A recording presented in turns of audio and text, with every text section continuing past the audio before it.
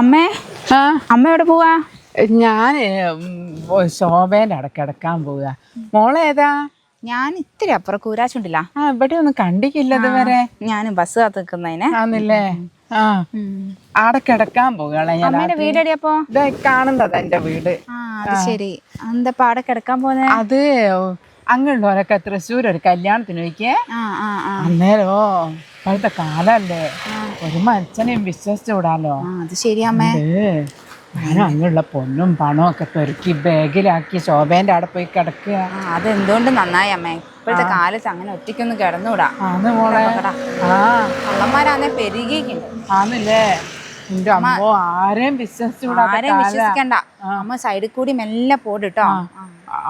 ഞാൻ പോട്ടെ. ആയിക്കോട്ടെ, മെല്ലെ പോട്. നല്ലൊരു ചെറിയോള് പഠിച്ചോനെ. ഏത് അമ്മേന്റെ മോളാന്ന് ആർക്കറിയാ?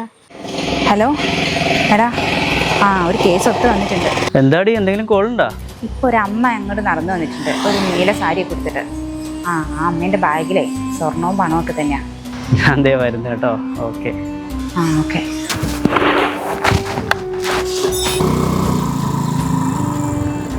അമ്മ ബാലുശ്ശേരിക്ക് വഴിയല്ലേ പോന്നേ?